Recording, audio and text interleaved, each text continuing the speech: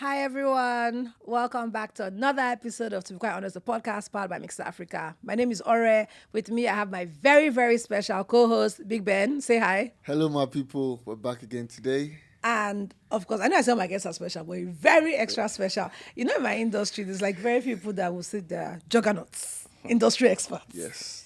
The And we movers have and one of them. shakers. We have one of them. A founding, in the fact, no, house. I feel like I'm talking too much. And Taya is now doing like, you know, when you go when to introduce a new pastor in church, and then speaker, Yeah, the you speaker know. will now be like humble, and I'm saying he's a man of God, seasoned leader, You know, expert teacher. But Called- he's all of those things.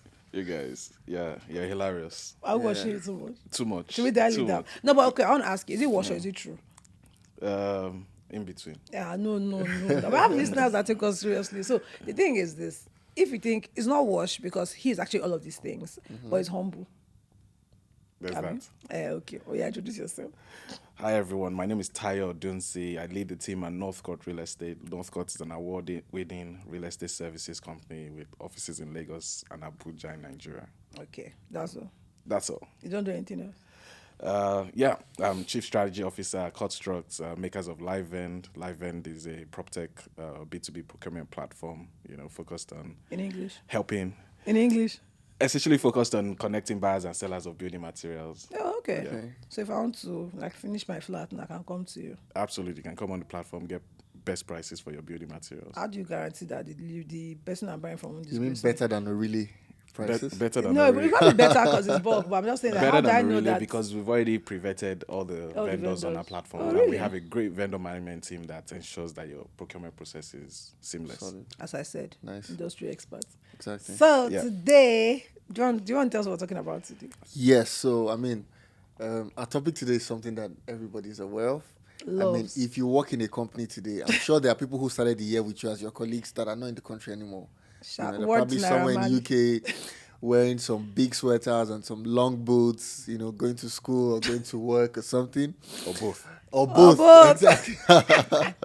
So today we're talking about, it's Japa season. I want to talk about, the impact of Japa as a movement, That's the in right relation word. to, that's a word, in relation to the real estate business. So we understand you're an industry expert. So Yeah. we want to get your thoughts. So first of all, what do you think about the Japa season? Have you experienced it in your company? Or you yourself, you don't. Or are you Give me are you on that Canadian energy. website right now? Give me that energy. no. Right now, I'm here with you guys. For now, We're building our country. Very Okay. patriotic. Okay. All right. That said, I know a lot of people that have jackpot. People very, very close to me. Okay. Have jackpot. We've lost a few people.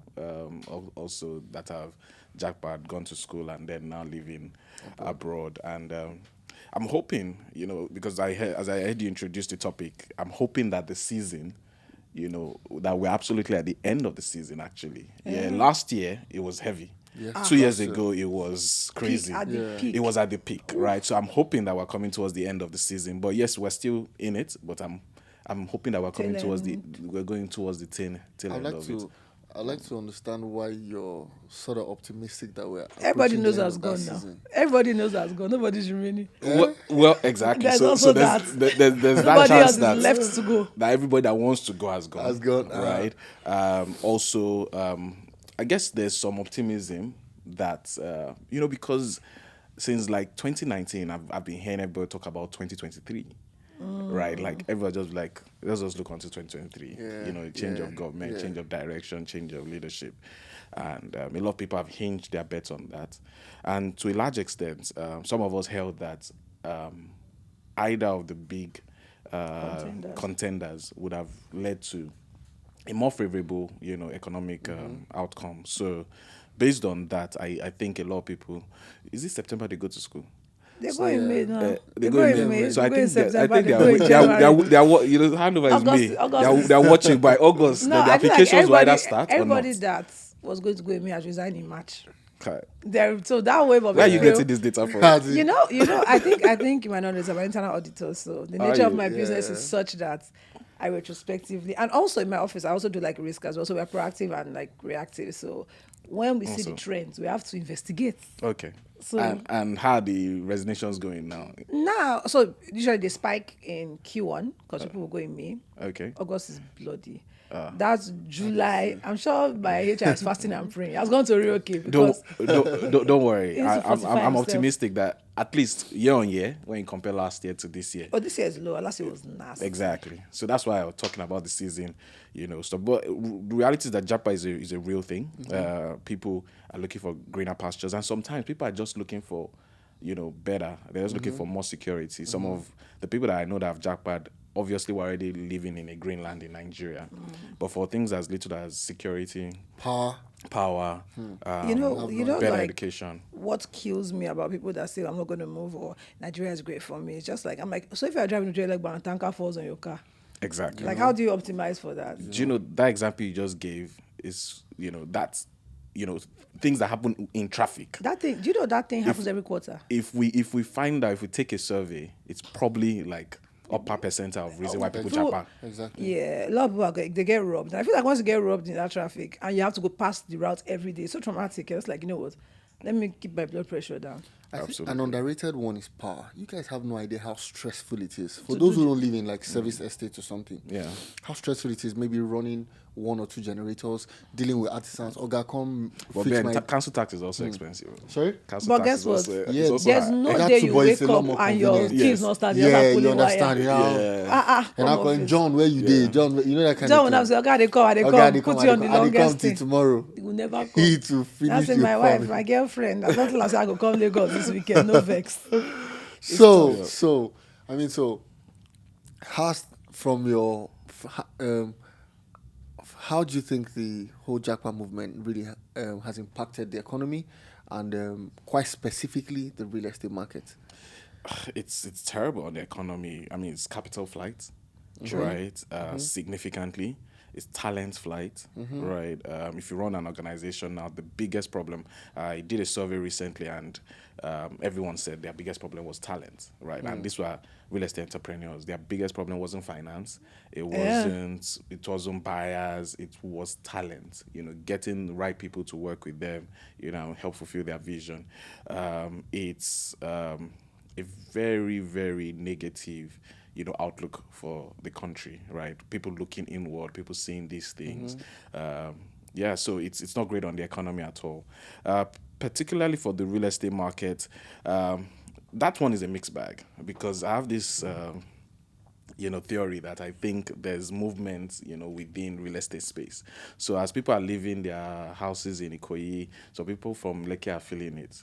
When people are leaving from Lekki, some people from the mainland are feeling it, right? So there's like that movement of space, especially when you're talking about like urban cities, Lagos, Abuja, and the like. So that's why, I mean, I had a lot of clients come tell us that people are jack buying, there's all of this, but they're still very, like, in my company, we track vacancy rates across the country, and vacancy rates are consistently coming down. Like people are filling empty spaces. So that's why we come with that theory that perhaps there's a lot of movement. There's definitely like intra-migration. Exactly. Just like urban-wise, as you said. Exactly. Right. So in terms of like from the rental market perspective, there's that happening. Also from a capital value perspective, we find that a lot of people are now looking more inward, staying outside, looking inward to now do some kind of investments, right? Because of the exchange rate regime, your dollar can go further now, Okay. right? What you couldn't afford, value from your perspective, if you live abroad, it's now about 50% of the value. So you can now say, I want to buy this property. So those are the positives, right? On the negative side, again, things like talent come to bear. All right. Things like so people have a lot of locked, assets, houses that are locked, that are not, that are not being utilized. And that's not great for any economy because those houses, when they're occupied, services are rendered, there's dry cleaning, there's cleaning, security, all of that. So people will have lost, someone will have lost their job for every family that jackpass, or at least loses loses business, for every family that Japa, right? But on the net, I think the impacts on the real estate market are more on the organizational level rather than like in the investments side of things. Yeah. Okay, so I think some developers have. Okay, I think I ran into a developer recently, who mentioned that since he moved back from South Africa to start developing projects, on the island here, he had never had, he had never experienced a situation where, he still had units to sell 2 months post delivery. Yeah. But right now, he embarked on his biggest project ever. Had built like 67 units of terraces and crickets at Ikota, and crickets. area. Nobody and right wants. now, Crickets. he's been there since September last year. So what I think that I think that's an issue of like election. A lot of and this is like generally, this is not even a case of particular to him. I think generally because real estate is very capital intensive. A lot of people, before you buy a house, you're thinking twice. You're going to log on, and when you're trying to sell it, it's not as quick. You can't liquidate it as quickly as if it was shares or if it was like fixed deposits in the bank. So I guess a lot of people are like, let's see how elections are going to pan out. So I'm sure if you noticed in Q4 2022, because a lot of people would have bought houses because they pay Christmas bonuses, your office would do like share, all of those things. Everybody's like, let me hold my money and see. So I think there's a lot of cash in the banks. And people are putting money in their beds, but they're just not committing to anything now. Absolutely, and in addition to that, it's a discussion of scale. That's why when people talk about doing pilots and then layering on the results of pilots to extrapolate for the entire, it's a fallacy, right? Because it is a fallacy. That's because think about it: if you make this, and your dress is very lovely, by the way. Thank you. If you made 3 of these dresses, right? Just think about it. How easy would it be to sell them? Move the 3, Abby. It's 3. Your cousin will pick one. Your sister by being kind to you buy one. Support your business. The support. It's so easy to get support 3. If you take that hypothesis and you can order 1,000, which is what that guy has done, right? Might be another story because at that time you need marketing, you need more strategy, you need an organization to be able to move that at the same speed. So I've heard that story of that developer before, and trust me, that could have happened in any year. But again, since the beginning of this year, it's been, let's see what happens after the elections. The elections are postponed. We had them. Let's see what happens after handover. Let's get to that bridge and cross it. So. Trust me. let me just help you. Don't put your mind on after handover, because there shall be after selection of ministers. So December basically. We'll just wait. Well, I can't say the exact month. Because if whoever gets sworn in now takes his sweet time to appoint his cabinet, we'll just be here. In limbo. I mean, that's the last, tough. the outgoing president, it took him quite a while to actually it appoint. really took a bit. Yeah, absolutely. And that won't be good for the industry, though. If everybody's still, let's wait and see. I guess it will slow down, it will stall. Yeah. But I also feel like, do you think that real estate business will then begin to consider other offerings that maybe are not so capital intensive? Yeah, absolutely. I mean, developers are having to think through offering real estate as a service, right? In terms of, instead of just the traditional build and sell, beginning to, find ways to operationalize that real estate. So if you have residential units, for example, you can turn them to shortlets, you can turn them to apart hotels, those sorts of things. You can, within your estate, so this man now, this is free advisory, could just decide to bring 2 houses together and turn into a clubhouse. And what he finds is that he's getting revenue, right? Because everybody wants to go to a decent clubhouse. He's getting revenue, he's getting traction. But again, people are driving into that estate and seeing that, there's lots of stuff happening, and, renting one, buying one, So these are things that are already happening. These are, some creative ideas, that developers are beginning to apply, seeing that there's like dearth of, active people trying to buy real estate. I think I've seen that somewhere in Omole phase 1. Okay. I saw where someone converted like a really big duplex. So ladies literally split the house into 2. One side was used as a hotel. The other side, like, shortlets. So if you go into the hotel side, there's no availability. So you just go enter the across. next gate. Well, she's not doing anything the big chains don't do. Marriott always has Marriott they have hotel the and little, apartments. So, fair right, she's just doing it in her own small size. So you know what I find so interesting. We've spoken a lot about the impact of all like the brain drain and the talent fleeing on the economy. What I want to ask you now, particularly, is what do you think about people that have left and are then trying to maybe invest in Nigeria? Because you said the dollar is going to take you further, right? So what kind of things what kind of challenges do you think those people experience? One, two, what ways can they work around those things? Three, is it even wise to even bother? Yes, the money will take you further, but like the particular challenges just off of the fact, by virtue of the fact that you're investing in Nigeria, how are you going to work around those? Well, when it comes to investing as a foreign national, so you're in Nigeria, you just live in London. So you're not like so it's the kind of challenges they're going to face. So there's something called in research called the home country bias, right? Okay. For you live in America, you live in London, you're Nigerian. Nigeria is not necessarily the best second country to invest, right? But there is a strong home country bias, right? And there are reasons for that. One, you know the market. Okay. You want to come back to the market. You know inherently the risks that exist in the market. And trust me, you know those risks more than a foreigner that comes in and stays for 6 months. Because for 6 months, if certain rains don't fall, he won't check certain things. But you know those rains. So you've always since you were in primary school, right? So that home country bias is very strong, and it pulls diasporans back a lot. So what I would say is, do not let those biases cloud you too much. Optimize, for the risks. So, for example, one thing I always tell people, that how often do you come? Do you have structures in place to help you oversee your assets? When you don't have that, I always tell people, buy within a gated community. Okay. When you buy within a gated community, and this free advert for Mixta, I know people that have bought within Mixta's projects for 10, 15 years. And then come to look. They've never come, and they just send an email on one random day that they remember, and they get a response. Oh yeah, your plot is here. Boom, boom, boom, boom, boom. Yeah. It's there. It's a gated community. Who's going to come? Who's going to come and encroach? Only Mixta can encroach on it, and an organization wouldn't do that. So when you buy within it, you've eliminated a lot of risk. That we can talk about those challenges, but we can, this, that, but all of that has been done for you. Is like you're wearing like an external protection, right? By being within a gated community. So that helps significantly. Of course, even within that gated community, you want to check out the risk tied to this, that, and those problems are very rife, in Nigeria.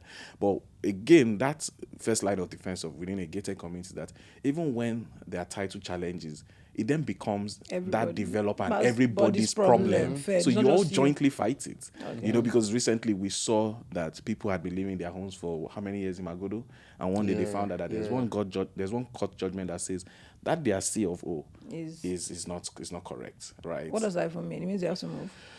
Yeah, and people had to stand in front of the gate to defend their home. It was all over the news last year, So those kind of was it like on social media? Yeah, it was on social media. Absolutely. Where governor and then one police officer even had an issue. Yeah, so those are some things that kind of happen, but hopefully with technology coming in, a lot of these things, because when you're putting, for example, all titles on a blockchain register, for example, the register is going to say, we've seen survey with GPS of this.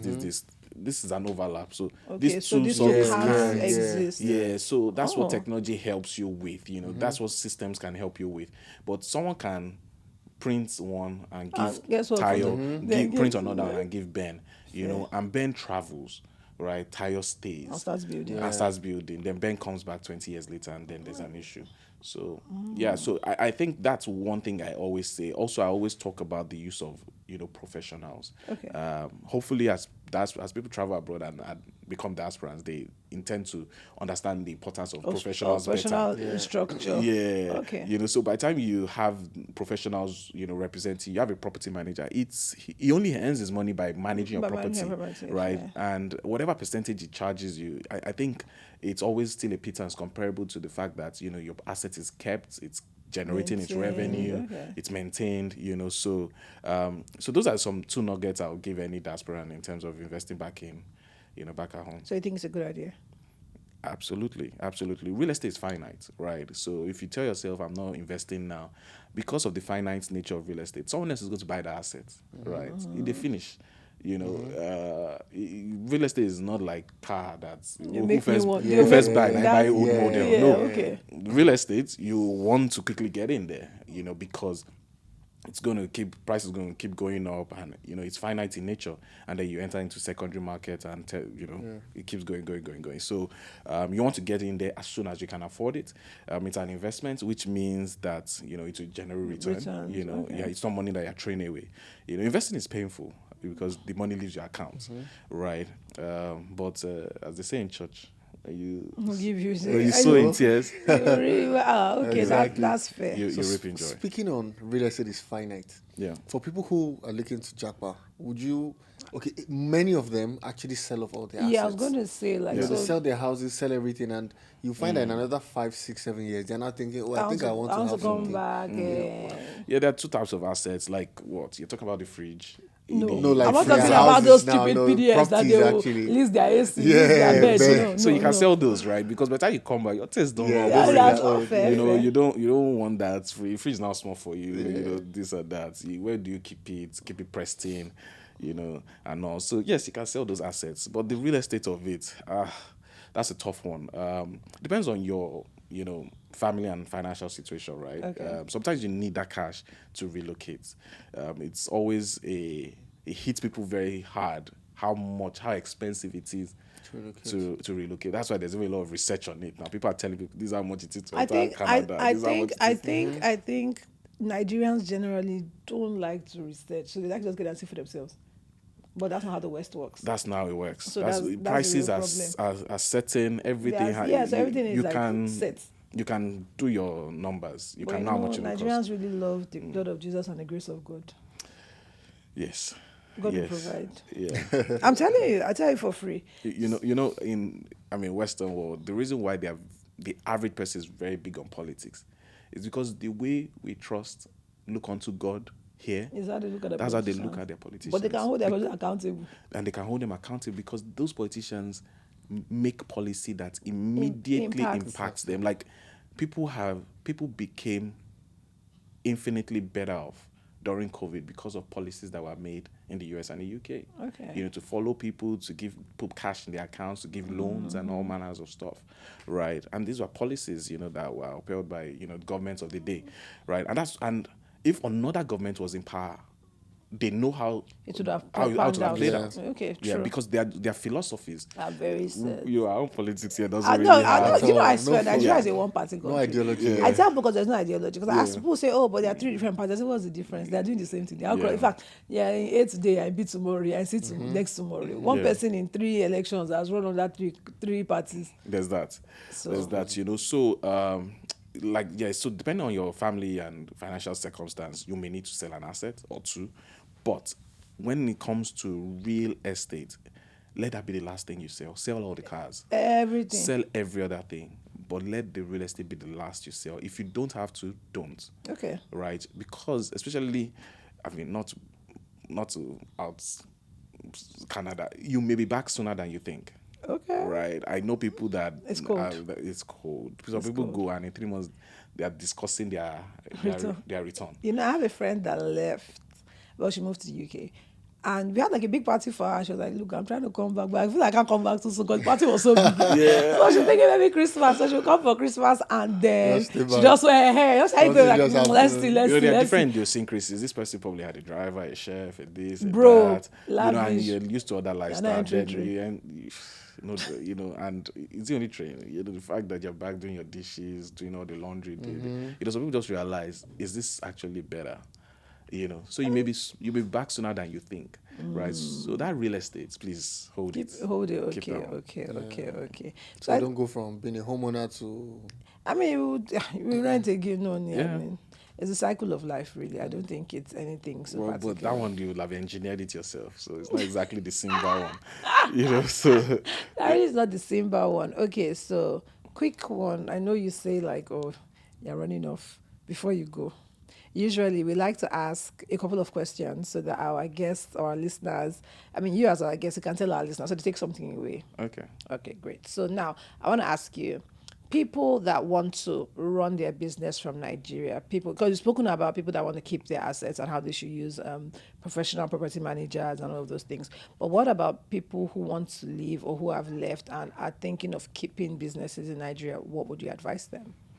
Yeah, so I mean, Don't do it. yeah. Now, if you're my close friend, I'll first tell you, That's it, no. don't do it. Sell the business. Don't do it. You know, e-governance is not a reality. You know, in Nigeria, it's super tough. You know, work cultures are quite different. You know, we don't have that clock in, clock out perspective, and you know, I mean, you all have that friend that says, "My guy's not around," you know, and, which means, yeah, you know, that's why I'm feeling attacked. I guess that's why work from home wasn't It hasn't really Successful, yeah, it wasn't as successful, and you know, at best, you know, there's a hybrid perspective, so it's very tough. It's very, very tough. If you must do it, so for example, your spouse has gotten a job, you know, abroad, and you know you want to maintain a family unit, so you want to follow your spouse, right? But you are an entrepreneur, and now you need to run. I mean, there are so many things come to mind, depending on like what kind of structure you had. But just assuming you are at a base level, you know, a solopreneur, right, sole proprietor type situation, you want to think about what you can do, and in terms of leveraging technology, and in terms of forming partnerships or alliances, right? And I talk about partnerships and alliances, you know, from the legal perspectives, right? Okay. In terms of having a partner, you know, who's probably on ground and, you know, can be that, you know, can run the shop, your eyes right? and your hands on the stuff. Exactly. Or if, you know, your business is super, you know, dependent on you as a person, you know, you want to consider an alliance, you know, so an alliance with another firm, you know, that Who's has in leadership, the same line of with business. the same line of business, and you can see how you can, you know, both, you know, back each other. You know, there's some value that you keep bringing to the table, even as you're abroad. You can also leverage technology. People have used a lot of these CRM tools more to make sure people are getting work done. You know, collaboration tools, Teams, Slack, what have you. Putting widgets on laptops and stuff just to make sure you know the extent of work people Are doing. So leveraging technology is definitely leveraging technology is also something that you absolutely can do. Also, if you can afford it, you know, you can consider a short thing as well. You know, but that's always very difficult, both financially and on your family as well. So. But I think the first answer was don't do it. No. So basically. Yeah. So I think one positive of the Japa movement is the fact that the people who are abroad that are investing are probably those who left 3-4 years ago. Yeah. They are sort of steady now. They have some savings, you know. They can take out certain kinds of loans. But did you say 3-4 years? That's a short horizon. Oh, well, It does take you about maybe 8 years. It now depends on what they're trying to invest in. Because a lot of times what you find is you're first even trying to invest and have your first home or thereabout there, which is what that horizon kind of gets you, right? And before you start looking at, you know, then doing investments here, in my mind, you know, and looking at the average. In fact, I think we're probably talking about people that are above average, even for that 3-4 year horizon. Okay, great, guys. So you've heard from the man himself. If you have a business that you want to jackpot, don't leave your business. You know what to do. But no, I mean, I do feel like there are always ways around it. He's mentioned to you, you need to consider collaborations. You can also speak to probably get a business manager. But yes, I really feel like it's been such an insightful time with you here. You've really spoken a lot. And I think one thing I really took away from this is the industry should really consider getting ready to wait this out. Thinking of, you know, we're going to swear in, we're going to do, just wait. If you're a business that's considering, you know, waiting out for the economy to like maybe pick up speed, you might want to think of other ways to extend your cash flows or other income streams, because from what we're hearing, the advisors are telling us that we should wait a while. We should get ready to wait, you know. And the thing about business is really it's just like survival, right? Yeah. You just need to get through this and then you can begin to thrive afterwards. So thank you so much for... Before we go, where can we find you? LinkedIn. Yeah, LinkedIn, Tara Dunsi. Yeah, that's the best way to reach me. And You don't have a website? company websites, northcourtrealestate.com, You don't have Instagram? cutstruck.com. You don't have Instagram? I have Instagram, but No, you okay, won't see fine. much there. Don't. He's Yeah, giving don't his go to the website. Don't go to Instagram. his Instagram. Go on LinkedIn to find. Go on LinkedIn to find him. All right. Thank you so much. It was such a great time chatting with you. So our listeners at Absolutely. home, see you next time. Bye-bye. Bye. Thank you.